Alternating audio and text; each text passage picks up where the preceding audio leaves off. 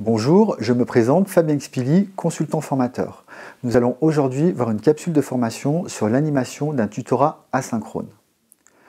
Je vous conseille de vous mettre dans un endroit calme et de prendre de quoi noter pour synthétiser l'essentiel.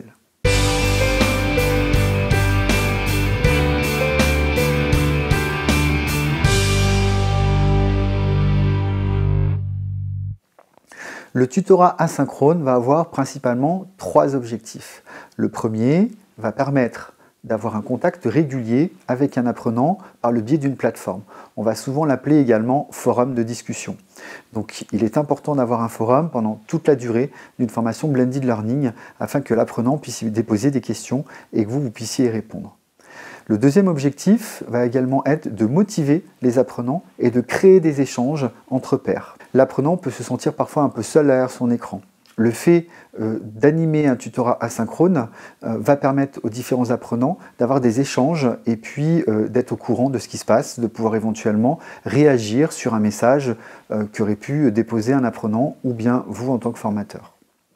Le troisième objectif va être également de modérer les échanges et si jamais vous voyez qu'en effet les participants ne sont pas très réactifs, vous allez pouvoir lancer des sujets, lancer des débats, leur demander par exemple des définitions précises sur un sujet que vous aurez choisi au préalable ou bien éventuellement leur donner des articles qu'ils pourront éventuellement lire. Vous allez avoir 5 grands principes à respecter lorsque vous allez animer votre tutorat. Le premier, déjà, c'est de vous connecter régulièrement sur la plateforme pour pouvoir répondre aux différents échanges. Donc, je vous préconise de vous connecter toutes les 24 heures ou toutes les 48 heures afin d'être assez réactif. Deuxième principe à respecter, ça va être de proposer des ressources formatives complémentaires.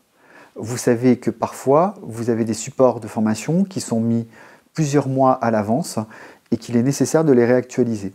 N'hésitez pas à rajouter par exemple un document PDF, une vidéo ou bien toute autre source qui vous semble utile, comme par exemple des liens internet.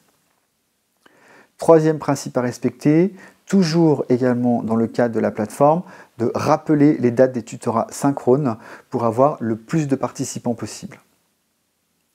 Quatrième point à respecter, déposer des travaux à réaliser. Donc c'est-à-dire que là, vous allez pouvoir proposer également des exercices d'application, des études de cas à faire en groupe ou en sous-groupe qui du coup vont permettre aux apprenants de les forcer, on va dire, à se connecter sur la plateforme et à échanger.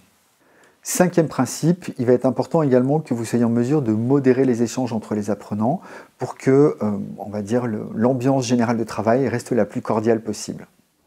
Donc bien entendu, lorsque vous allez animer votre tutorat asynchrone, vous allez faire attention à être bienveillant.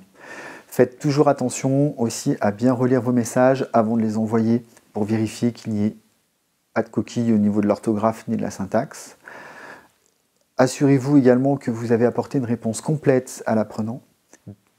Faites le nécessaire pour détailler au maximum votre réponse et demandez des éclaircissements si jamais ce n'est pas très clair.